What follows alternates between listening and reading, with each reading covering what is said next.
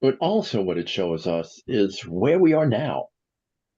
Teach us, and as we're going through this, help us to digest this, but also see the application to our own time as we begin. We've gone through the creation, the flood, and the Tower of Babel. And we're just going to step back to Abram and bring him into the picture now and look at what has happened between Noah and Abram's father, Terah. As we go through this, Father, open up our hearts to your truth. In your son's name we pray. Amen. Okay, like I said, I was just going to step back. What chapter are we on now? We're backing up only to 11. 11, okay. Right. I want to bring us into Abraham. That's about where we were. If you remember what we went through, just kind of fill you in a little bit. I can go through here. You okay? My book fell apart again, Ma. Oh, no. I've been taping it, but that's my old confirmation. Okay. This is what I'm looking for. Leave it like this kind of describes, if you remember, we were talking about the sons of Noah and how they settled. 70 nations come out of this whole group from once you get to the Tower of Babel.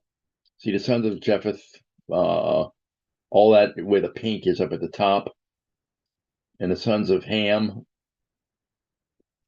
and that's the tan, right? You see, and the sons of Shem are green. We're going to be looking at Shem now, begin focusing on him, and the sons of Canaan. Canaan's sons were Sidon and Heth. You have that up? Are we looking at a picture? We don't have a picture. You all see it? No. Oh, no. I bet I know why. That's my fault. I'm so used. Let me just go again this time. We let you go last time. Yeah, I know. I'm glad you didn't let me go this time. Now let's see. Now where do I share? It's on mute. Share. Okay. I don't have to host. Can y'all see it? You the host. Oh, You made me host? Yeah, I made you the host. Okay, let's see what happens here. Wait, I've got too many windows popping up. Okay, share. Share screen options. Oh, share screen options. Participants. Okay. Yeah, this is. Okay, anything came? no. Oh, for goodness sakes. There it is. Okay. Oh, that's going to be the other thing. No. Yeah, I know. Audio we have. Let's get this back up. Now let's see what I have on audio. Everybody has audio, video. Okay, that's all set. You should be seeing that because I see me. Now sharing should be there. Is it? Can you write it down? Okay. Well, I didn't expect that one. It's always, you'd never know I was teaching. Share screen. Okay, share. Okay, I think we got it this time. Yeah, that's what I'm looking for. Can you see it now? Nope. There we go. Now it's Came up? Yeah. There it is. Now it is. Okay. Let's go. This is where we are. So we're going to read chapter 11? Or what? No, I'm just going to skip right through this fairly quickly. There's a couple of things. But if you look here, I'll just kind of go through. Japheth is the pink color. And that's way up in North Russia, up in that area. That's where his sons went. And the sons of Ham are the tan, Egypt, Egypt, and right up in here around the Persian Gulf. And then Shem is the green. And the Canaans are right up in here, the tan too. And we'll be into that a little bit. But that just gives you an idea where they were, where his sons actually went. And we're kind of going to skip through some of this. See, the sons of Japheth, Gomer, Magog, Madai, Javan, Tubal, Mensh. These descendants of the Crimeans, the ancient people of the Orient, ancient Germany, Scythians in Russia, the Medes in Persia, Greco-Italian families and nations in Georgia, up in that area. Armenians. Yeah, Armenians. And the sons of Gomer, go into Phrygia, Armenia again. Well, I wouldn't worry about Gomer. I can't even. So I'm remember. gonna kind of skip through most of that because Yeah, that we don't need, Yeah. and skip right on down because this is not something we're going to remember. I put it in here. There was the Tower of Babel. What did they think something like that it looked like? And you get the size of it where you're looking at the surrounding countryside. And these were called ziggurats. There's what they think was the white ziggurat. It's still there, what's left of it. And this is part of what it looks like now. Or what it did probably 30 years ago. I'm not sure that's there even then. See, there's the hill of it. Now, I was going to go back as we went through that. We've had what happened with the Tower of Babel. These two events, the flood and the Tower of Babel, make a major change. Oh, excuse me. I didn't have this before. And I thought I'd bring that in just to give some idea of what changes came about. See, the tongues of confusion, that's in 11, 1-9. We went through that. And the history of Shem, 10 to 26, is on this page. And the family of terror is going to be on the next page. But if you look, the flood actually, and this is just to kind of open up some things, began the second month near the beginning of the 600th year of Noah's life. Okay. So the second month, at the beginning of Noah's 600th year. Shem's birth was at the end of his 500th year. Okay. Now, the only reason this will just help to show you a change that comes about as a result of this. Mm-hmm. Shem would have been 99 when the flood began. Okay. And the birth of his first son, Arphaxad, was at the end of Shem's 100th year, almost 2 years after the flood. Okay. Now, that gives you some idea when his sons are going to be born, what's going to happen. The decline of the lifespan, and this is what's interesting here, and I thought this is what I would bring. We talked about it, but you don't really see it unless you put the numbers down. The decline in the lifespan can see in Noah's line. Noah lived to be 950 years old. Shem, being born before the flood, lived to be 600 years old. Now notice it's dropping a little bit. Arphaxad, his son, only lived 438 years. It's already kicking off. There's something else that's going to be happening here. Selah, which would be Arphaxad's son, lived 433 years. And Eber, 464, very close. However, Peleg only lived 239 years.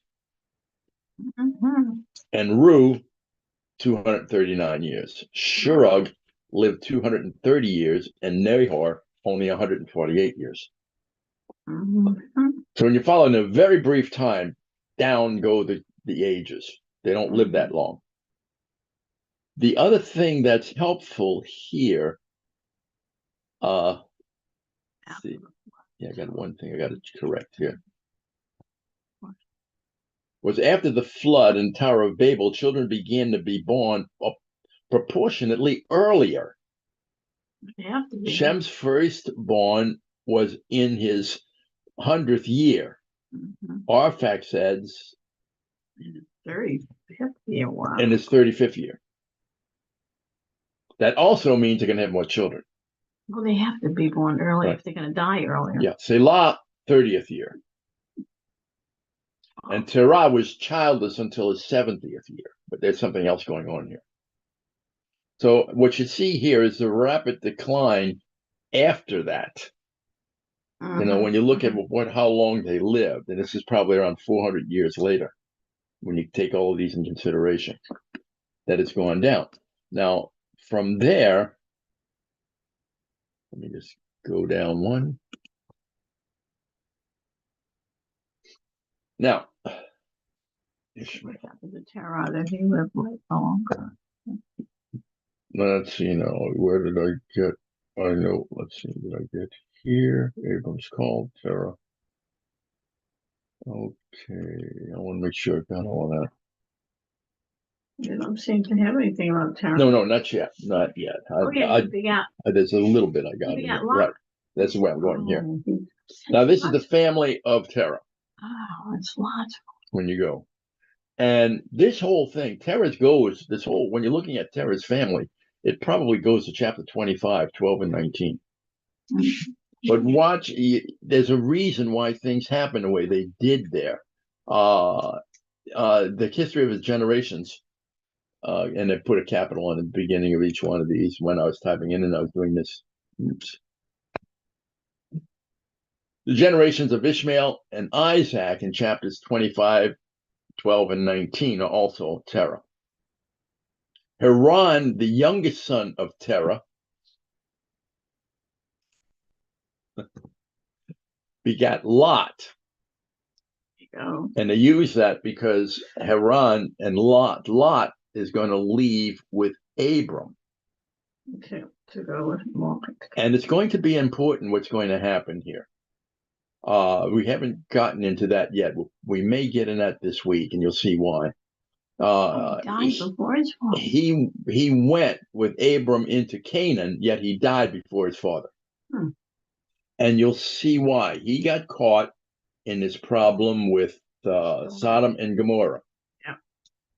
He picked that land. Right. And there's some things that happen there that's going to mean the stress and everything.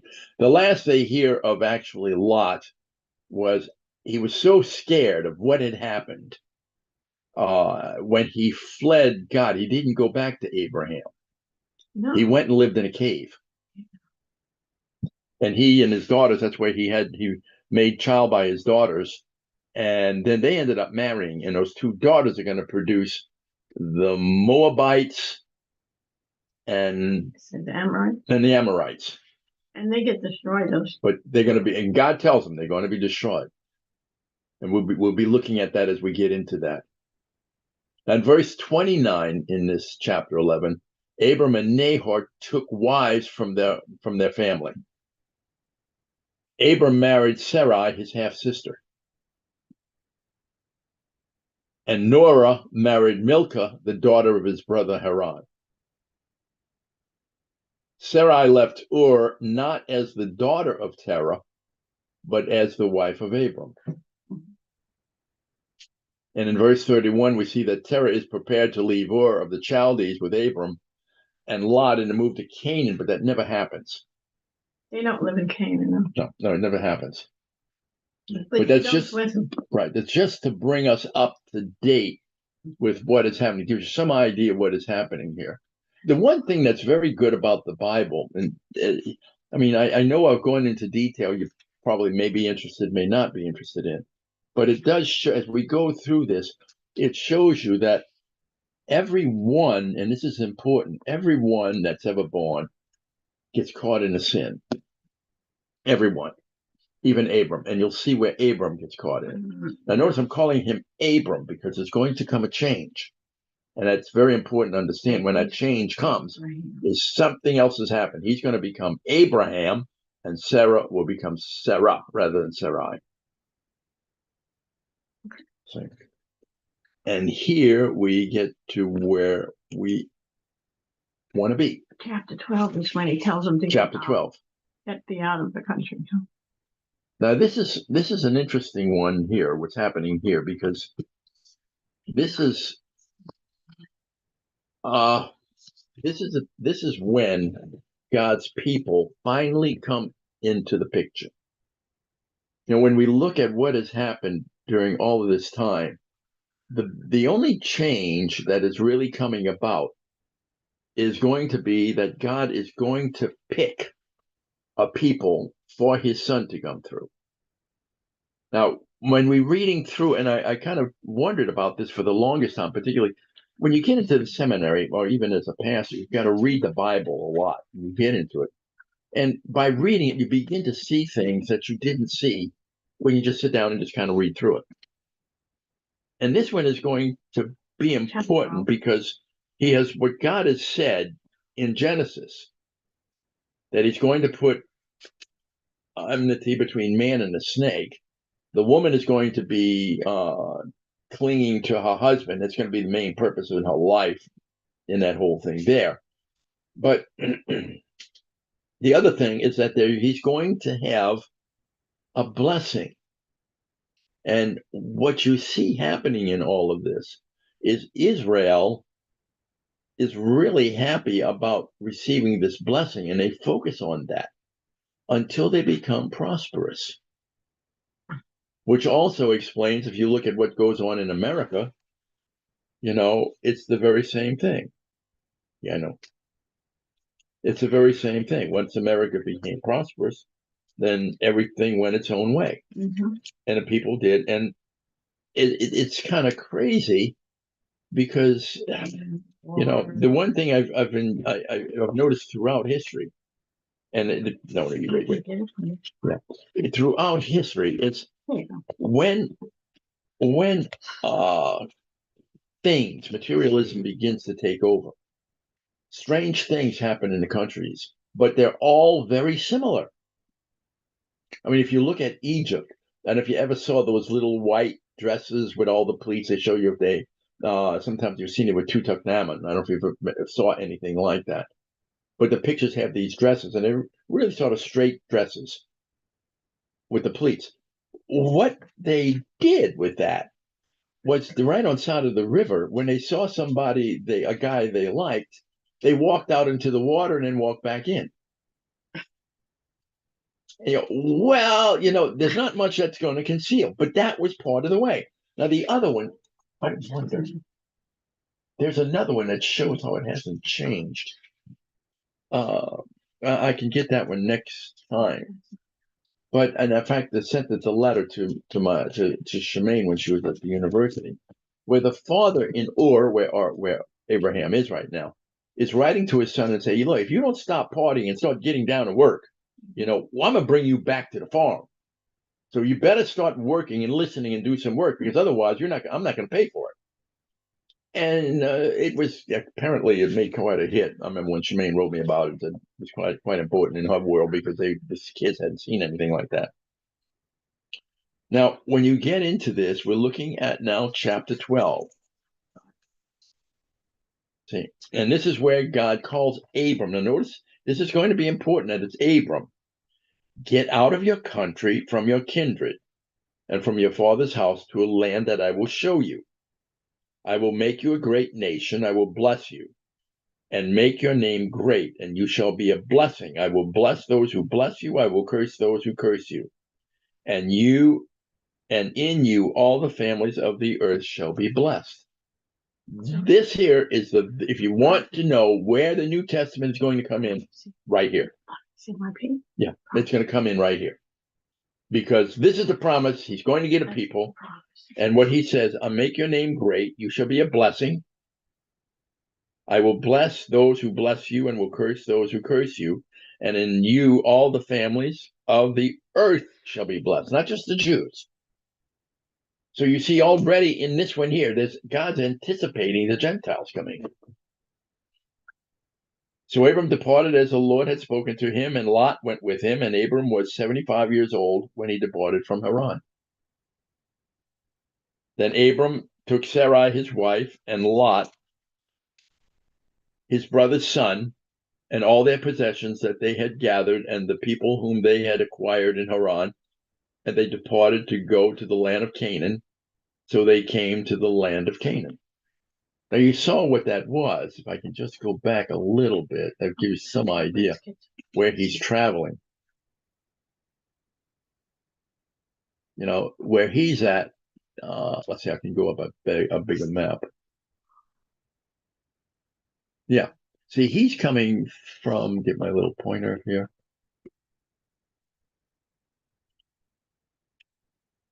Okay, now I'll take chat share. Can they see it? You went down. Oh, that's. What are you doing? I am messing up. That's what I'm doing now. Not trying to, but it is working. Let's go back up. I can go back to where I was. Oh, come on. Oh, let me go over here. Took the wrong one. There. He's up in here somewhere. That's Canaan. And can you see the cursor? Yeah, he's right up in this Did area. they say yes? Yes. Yeah, Okay. right up in this area. And he's going to walk all the way to there. Oh, where's Canaan? Canaan's right there on the Okay. coast. That skinny. Right where Gaza is right now is where Canaan was. Gaza Strip. Where Gaza is right now, that's where Canaan was. Okay. 6.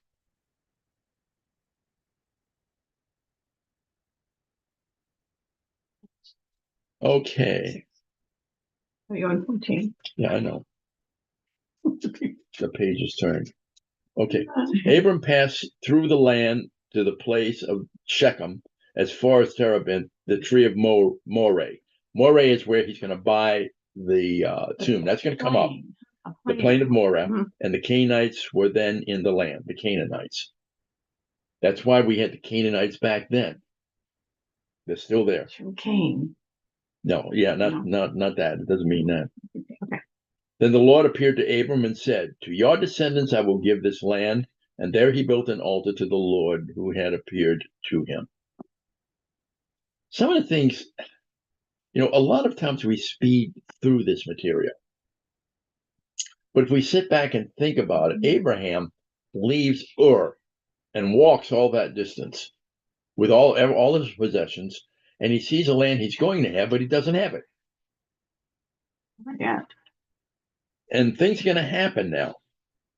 And he moved from there to the mountain east of Bethel, and he pitched. Bethel's going to come up again. We'll bring that up with Jacob. And pitched his tent with Bethel on the west and Ai on the east. There he built an altar to the Lord and called on the name of the Lord. And Abram journeyed, going on still toward the south. He's still moving down. He is still going down. Now there was a famine in the land, and Abram went down to Egypt to sojourn there, for the famine was severe in the land. Now notice what has happened. You think when we get into the Bible, we don't see this continuous traveling back and forth. Yeah, Jacob's going to have a famine, and he's going to have to go to Egypt. that's true. See, Egypt has the river, and it's constantly flooding. The Nile. Yeah. And that Nile is going to make the soil very fertile. So when everybody else is starving, the Nile is going to produce it. They're going to have the water all the time.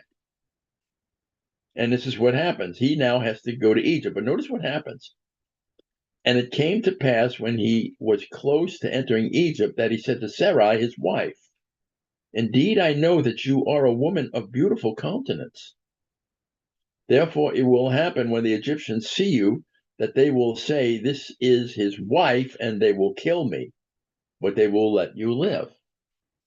See what he's thinking, and he's saying what they're going to do because you're so beautiful. They're going to claim you. Now, just in case, you think, well, wow, that's so old. When you went into the Middle Ages, when a girl got married, the lord of the land had the prerogative of sleeping with her first. And when you get into places like, I think Russia, it's going to be like that even now to a certain extent. But into the Islamic world, it's the same thing. It's not that different. This is why, if you notice, the women in Islam have no right at all, which I find very amusing because, a lot of these people in America, you have people in the House of Representatives from Islam, and I'm thinking, that's kind of stupid. How can they follow what we've got, and yet follow what they've got? But he's saying, therefore it will happen when the Egyptians see you that they will say, 'This is his wife,' and they will kill me, but they will let you live. Please say you are my sister, that it may be well with me for your sake, and that I may live because of you." Now, remember Lot? No, we didn't get there yet. Never mind. Lot's going to do the same thing. You're caught. We in our world, we'll sit back and look and go, "Well, why? That's pretty terrible." But it also shows you Abraham's humanity. He says, "What's going to happen? They're going to kill you. So, why don't you just say, say you're my..." Trust. in God. Well, Well, it's easy to step back and say lack of It trust. was, Yeah, but, yes. I mean, lack of But faith. that's not what God faith, doesn't look at it like trust. that. Yeah, but when you're caught in that situation, it's much more than that. See? So when Abraham came into Egypt, that the Egyptians saw the woman and that she was very beautiful, the princes of Pharaoh also saw her and commended her to Pharaoh. And the woman was taken to Pharaoh's house. Gosh. No, that's right. He treated Abram well for her sake, because that's his sister. Mhm. He had sheep, oxen, male donkeys, male and female servants, female donkeys, and camels. But this is going to be important. Watch for it, because this is going to come up another time. But the Lord works in it the same way. The thing I find so interesting with this is that the Lord doesn't chastise Abraham at all. The Lord plagued Pharaoh and his house with the great plagues because of Sarah, Abram's wife. And so Pharaoh called Abram and said, "What is this you have done to me? Why did you not tell me that she was your wife?"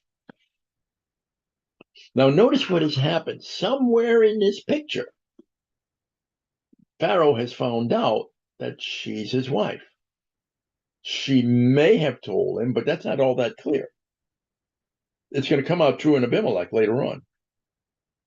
Why did you say she is my sister? I might have taken her as my wife. Now, therefore, here is your wife. Take her and leave. Go away.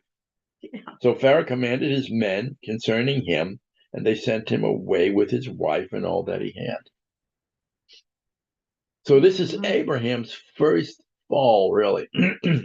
But I think what's incredible about this is that the Lord isn't chastising him on this. But notice what happens. Yeah. And I think, Christ Church in our own lives, when we look at, they're all in the same boat. The Lord has certain plans for us. And He's going to make sure we're going to fill it out and follow it through. But He doesn't give us all the detail, and He's not always there to help. You'd think He'd come up to Abraham and say, "Don't worry, I'll see you through all this." But He didn't. Whether He's testing Abraham or not is something else. But Abraham, how he handles it, he's going to handle it like this again. You have free will. Yeah. Abraham's separation from Lot. Now, all of this, what is beginning here as you begin watching, it's the selection of the children of Israel. And the one thing that becomes plain throughout the Bible in this detail is that every one of the people that God chose fell into sin. And that shouldn't be so amazing. Because what happens, and I know a lot of times when we're reading it, the kids, when we go through, we have a portion of Genesis in the school of students. They'll always go, "Well, if I was Adam, I would not have eaten that apple." And you go, "Wait," or if you want to call it that. Wait a minute. You don't know Adam standing right there with her. It is not that simple. Right. It's amazing what we do when we're on our own and what we think we can get away with. And the other one is then when we sit back and look at it, what it actually means. And this is what has happened with Abraham. He got caught with that. Now, going on to 13. Well, wait, for any questions about this? It just, like I'm saying, it's the beginning. If you watch the steps going through it, they're stumbling all over the place. And every one of the biblical stories has this. And what it's meant for us is to realize even the great patriarchs fell. What we tend to do is think, "Oh, I wouldn't do that." And we put ourselves over them. We wouldn't make the mistakes they made. But if we look at our own lives are worse mistakes than they ever made. They wouldn't make the mistakes we make. But that's when we're reading it, it's putting that together. Now, Abram's separation from Lot. Lot and Abraham are going together. And remember, Lot is only his nephew. Now, you may wonder, and this is why, in the Bible, they brought in Lot right at the top. But some of the others, family members, they didn't cover at all. And that's mainly because Lot is going to have a big impact on Abraham, on his own life, and on his family, and definitely on the future of Israel. And it's not going to end well for Lot. But then the other thing to think about, when you get into the New Testament, Peter calls Lot righteous. So it tells us something about this whole idea of forgiveness with God and how he works. Then Abram went up from Egypt, he and his wife, and all that he had, and Lot with him, and they went to the south. From Egypt, they moved to the south. Now, where Gaza is right now, if you notice, that's right. All this news and all you have right now with Israel freeing the hostages and all is right there on the border of Egypt and Israel. This Abraham had to go through this area somewhere.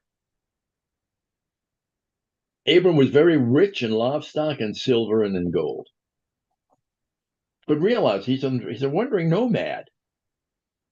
Mhm. That he's got, the thing to realize is that because he doesn't have trucks and cars and things like that, his main goal that he needs is pasture. Sure, all And these if you cows. find out about what happens, cattle, when they eat the grass, apparently you have to leave it rest, but they'll come back. Sheep tend to destroy the Oh, grass. yeah, they do. They eat everything. And he's got a lot of sheep and goats. Abram was very rich in livestock and silver and in gold, and he went on his journey from the south as far as Bethel, to the place where his tent had been at the beginning, between Bethel and Ai. And you'd expect that. Abraham's going to make the same trip back into Israel the way he came, because he knows the way. He knows the path. He knows what that's all about. He knows the area. There's nothing new. And it's probably, when you look at the whole area, it's got a lot more green on it than it has now. But it's a safe place for him. He knows that when he takes his animals, he has a good place. They have the whole map out for them. Lot also, who went with Abram, had flocks and herds and tents. Now the land was not able to support them, that they might dwell together, for their possessions were so great that they could not dwell together. It's hard to imagine that. But you know, if you read Zane Grey gets into this in Oh, yeah. Arizona, Texas, and New Mexico. Yeah, He yeah. actually gets into this because even the cattlemen, Oh, they had a tough time. There's a thing that happens in America that's much like this, and yet very, very different. Because one, they had the buffalo all over the plains, so they just slaughtered the buffalo. don't know. And you read that, and that's kind of sickening what they did there. But it opens up all this plain in America so that they can feed cattle. And what is happening? In the East, people are pouring into America, and they need them. They need to feed them. So they're going into places like Detroit. They're going into places like Chicago. Not much, but they are going there. And they're going into New York, and they're filling up America. But they need food for them. So they've got to feed these cattle in large herds, and then move the herds by the cowboys themselves to Chicago until the train comes along. And then even a train, they have problems. So, but it gives us, if you follow the cowboy world, you begin to get a little understanding what Abraham and Lot were up against, because they had enormous things. And the other thing is they don't sell them at market. They carry all their own. They have all their own food and everything they need. The gold they can't spend on anything. They might pass little towns and cities that they can go into, but that's about it. And there was strife between the herdsmen of Abram's livestock and the herdsmen of Lot's livestock. The Canaanites and the Perizzites then dwelt in the land. That's what he's saying. So who And the Canaanites? the Canaanites, if you remember, that's part of which group? It's okay. Yeah, We talk later. I should know that. My No. mind isn't working. It's one of Noah's group. That would, I think it's part of Shem's group. That's right. Yeah, sure. I think it is Take part one of them. Shem's Oh, group. that's good. That's good. But it's tanned. No, I think it's a good question. I can go up real quick and find out. It's not where the Babylonians were, huh? Right? Right, that's got to go It up. wasn't where the Babylonians were. They? Sons of Cain. See, the sons of Shem. Yeah, Canaan would have been Sons Sons of of- Canaan. of Canaan. Ham. It looks like. Oh, sons of Canaan. Yeah, see, the sons of Ham. It's So tan in he color. only had and they're Canaan. Okay, that's why it's Canaan. Yeah, so Okay. it's sons of Ham. Thank you. I thought so. I didn't think so. I didn't know. Mhm. Okay, let's go back then. Thank you.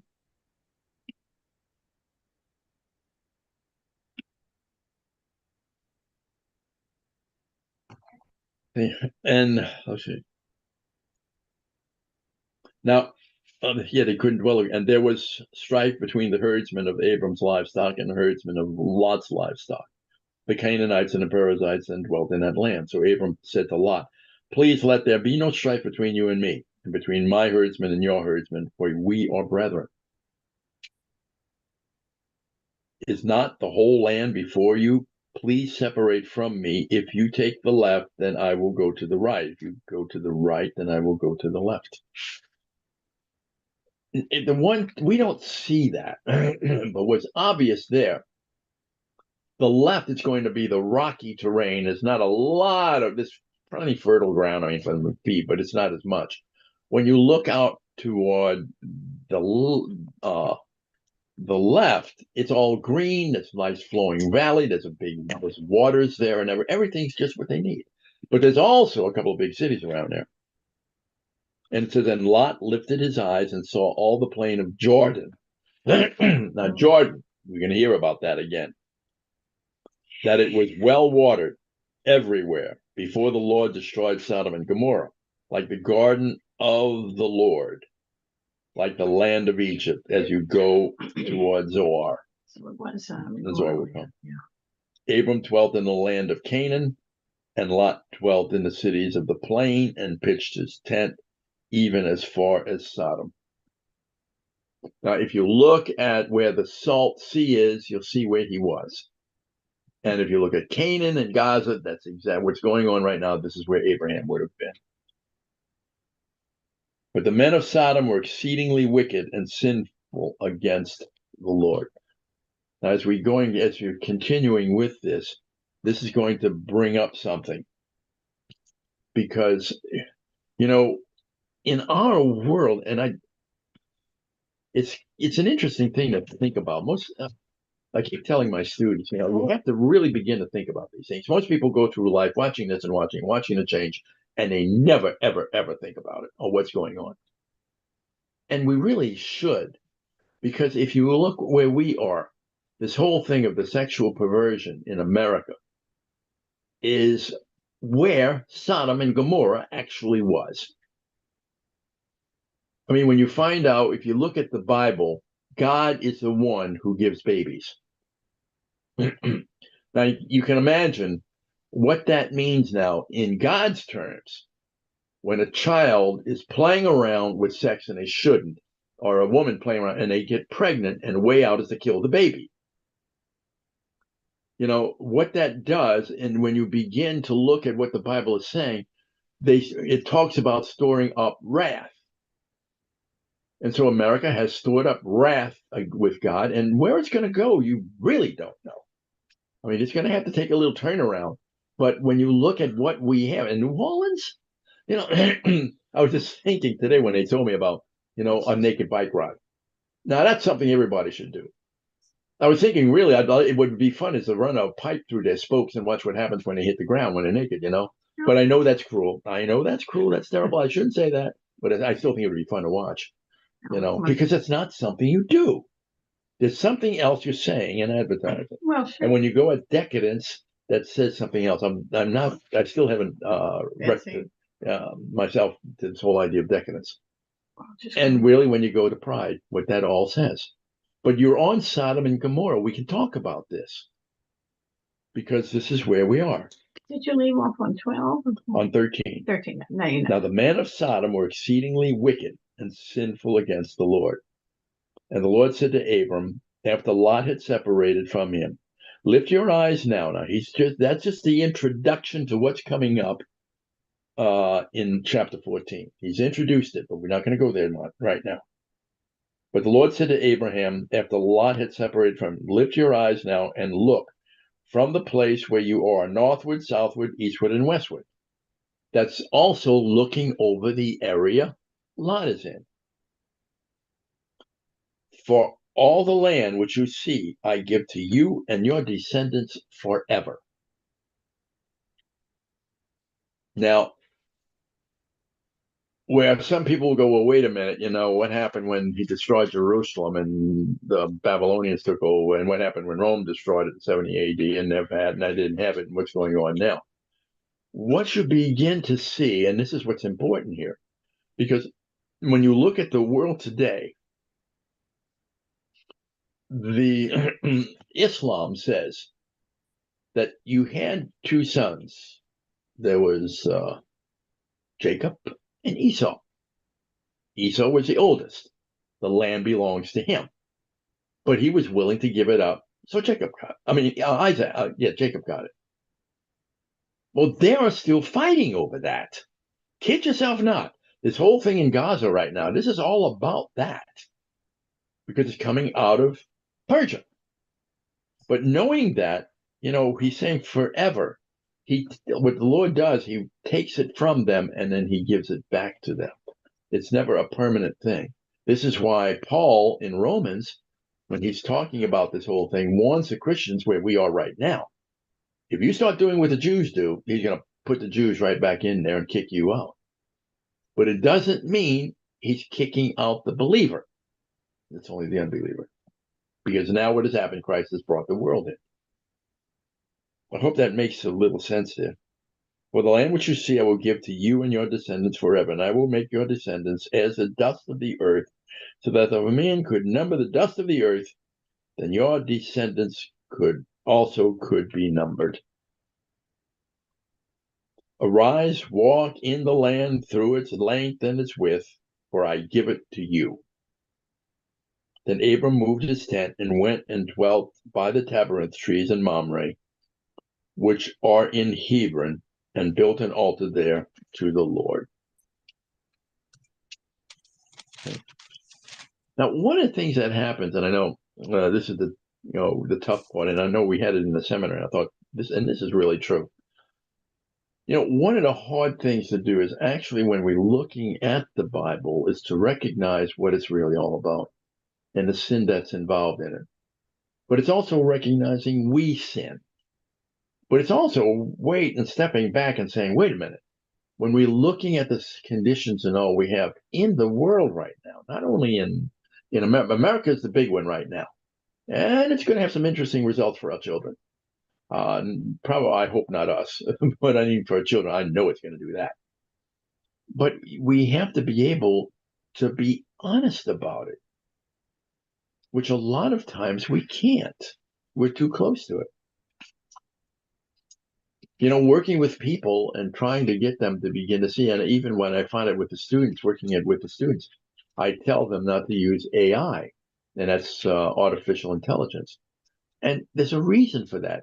When you're looking at and it's coming out more and more now. In fact, I was kind of interested in when we got into that. A lot of the things we have right now are means of collecting data so that you know how people work. Vance Packard's Hidden Persuaders goes in, and his wife, people buy the way they do. And even in the 50s, when he wrote the book, he said that men's clothes are going to have to get more like women because they buy them all the time. Men don't. And this is why you see that mixture coming in. But we really have to be honest, and we're not. We live in our own little worlds, and we think it's okay, and we go on day by day doing what we've normally done, but we never sit back and go, why am I doing this, and should I do this? Lot sees this beautiful land. Wham! I'm going to go there. I'm going to enjoy it. And notice what he did. And watch what's going to come out of that, though. It's not going to be a pretty sight. And what Lot thought he had, he doesn't have. He's going to lose everything.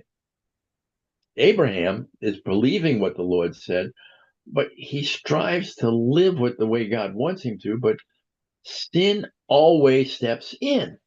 The difference between Abraham and David and Lot is the fact that David and Abraham go, I blew it. But most of the time, we don't think about that. Now we're stepping in to chapter 14. See, 14 is the introduction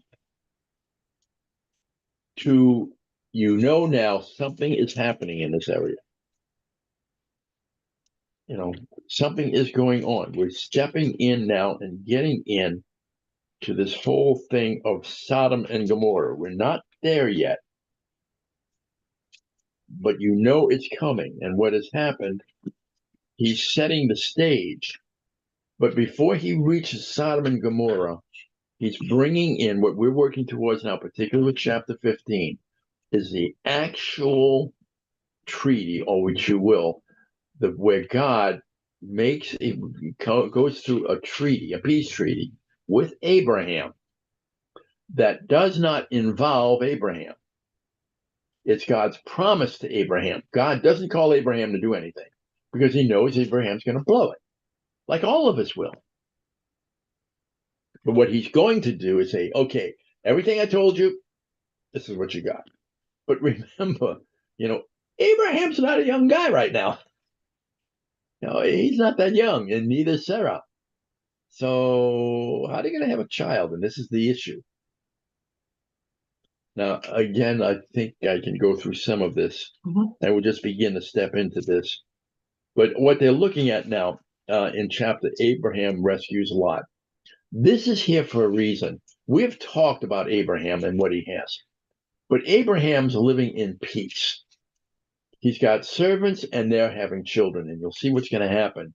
This is going to affect when we get further on in Abraham's story. You're going to see how this affects it. Because God has blessed them with children. And that's one of the blessings God has for his children, for his people. They're going to be blessed with children. And it came to pass in the days of Amraphel, king of Shinar, Erach, king of Elasar, and Chedorlaomer, king of Elam, and Tidal, king of nations, that they made war with Bera, king of Sodom, Bersha, king of Gomorrah, Sinab, king of Admah, Shemmeber, king of Zeboim, and the king of Bela, that is Zoar. Remember, Zoar came in before. This is where he was. This is in Egypt. All these joined together in the valley of Siddim. That is the Salt Sea. Okay. So you know where they are. Yeah. A couple of things that's fascinating about this whole thing when you look at our world today and you get into history. This global warming episode we're going through right now is nothing new. They've gone through it a number of times. What is happening is they're using it for political purposes and not giving you the full story on the whole thing. Now, it did warm. If you look at North Africa was the breadbasket for the Roman Empire. North Africa was Oklahoma, Kansas. This is where all the wheat was grown. So you get an idea of what the terrain, when the weather must have been like at that particular time during the Roman Empire. And it's changed. Well, here you begin to see what he says there, what it was like in the valley there, and which is the Salt Sea. 12 years they served Chedorlaomer, and in the 13th year they rebelled. Chedorlaomer is King of Elam. he is, and I'm going to go a little nation. bit more into that on the next one. He's Ur the Chaldees, and they know who he is. They got a name for him in a history and time.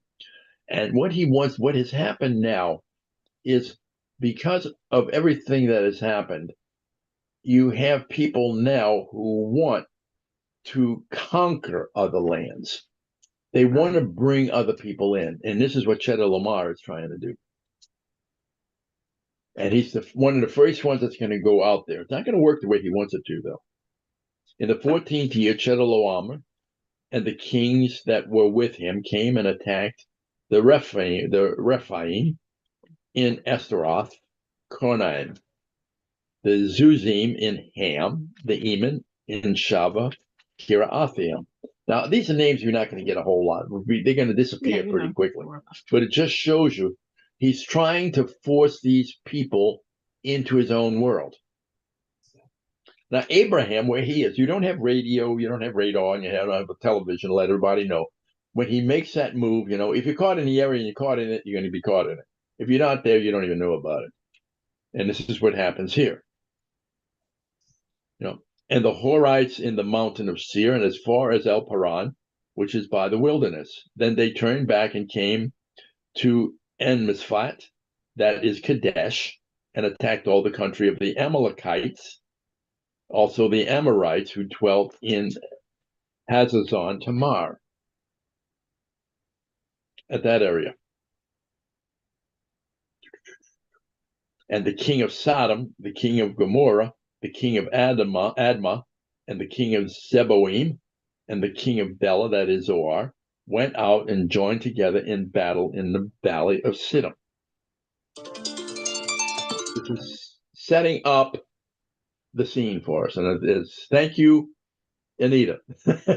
I'm sorry, but I was Don't ready be to ask a sorry. question. Go ahead, ask. All Yeah. these kings and all these peoples, these are all the sons of Noah who went in different places, right? They Right. had to come from Noah. Right. But Oh, you're well okay. before that. You're well out of that time now. And I'll be Because looking things were more at- happening really quick, and these people were developing into their own Right. countries. And kings, as we think of kings today, are kings in a different meaning. No, same thing.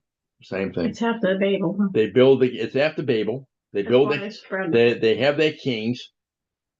When you come into the Tower of Babel, every one of these little kingdoms, they had more than one of them at that particular time. After the Tower of Babel, they built their own ziggurat. Right. They had their own gods. And as the battles began, what happened, as each king conquered a king, the king he conquered lost his gods. Mm. And it came up on the end. That's why when you get to the Greeks and the pagans, they have all these gods. Oh, okay. They added them on. I mean, even when we get into that later, but even when you start talking about the red light district, the red light district actually takes you into Jezebel's world. Wow. Because the priestess who were the parts with the fertility rites, they had an oil that burnt a red fire. It goes all the way back to that time. So this is why, as you're stepping through this, it gives you a little insight. And this is basically an introduction into this. And I won't go necessarily through this, but you get an idea, and we'll talk a little about Chedorlaomer in the next one. I'll have that pretty well down. So we left off on we start on verse 9? Verse 9, 8 and 9, right up in there. Okay. Then we can start there. All right. We move through fairly quickly. On 8 and 9, we'll go through that. See, Abram refuses the reward, what that means.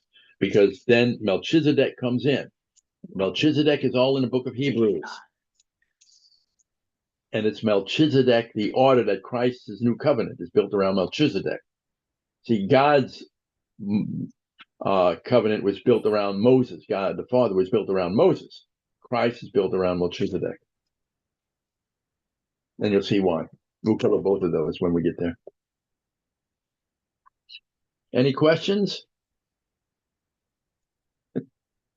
I cover a lot. I don't know, as I'm going through this, I don't know how interested you are in it. I know every time I go through it, I learn something new. And I'm thinking, well, you can see how these tie together. It's going to move together now. We're moving into a time when you can relate more to it. The only thing you see now is from Genesis, you watch the world beginning to shrink, but it's becoming more of a modern world. It's more like what we live in. Like I said, if you follow, and when I was at the university in Fort Wayne, I taught Roman history. And what I was really surprised at was between 70 AD and 60 AD, they went through exactly what we're going through: homosexuality, abortion. The big difference was it was Caesar Augustus who lived a rather rural life, but not as bad as the others. But he wanted the family, and he focused on the family, and he really went after those groups of people and said, "It's over. You're finished."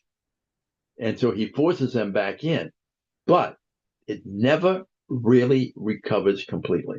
Right. It continues to go down. Whatever happens in America, it won't recover completely. Whether God is going to do what he did with Rome and let it go to the destroy of the Republic and then go on for another 400 years, it's one thing. Or 500 years, it's going to be that's one thing. But if it's not going to be, it's going to come over it's going to end pretty quickly. But it does you can see the same thing going on. And Lot's group brings in how God has really stepped in with Sodom and Gomorrah and what he's done. Yeah. Because we haven't gotten to that part yet. There's a lot of pretty sticky detail. Oh, yeah. When you start reading, you go, oh, really? That's what it was. And it's just like New Orleans, right in Sodom and Gomorrah. And I mean that very, very sincerely. very much like Sodom and Gomorrah. But you'll see that when we get into that part. Okay, any questions on that? Okay. See me laughing, and I'm thinking, this is kind of if I'm not in New Orleans saying this, everybody goes, yeah, and they kind of understand. When I'm in New Orleans saying that, I'm realizing, wait a minute, this is my But- own. but This is where we all are. I We had don't some people necessarily- from San Francisco that came here, and they were thinking New Orleans was going to be wild, and it was very dismaying as they said, well, in San Francisco it's worse. And this was like maybe 40 Yeah. years ago. So Right. maybe it took us that long to get as bad as San Francisco. Yeah, I don't Wow. think we're as bad as San Francisco yet. Yeah. That They said we were kind of tame, and it's like, I don't think this is tame. Oh no, and that's very true.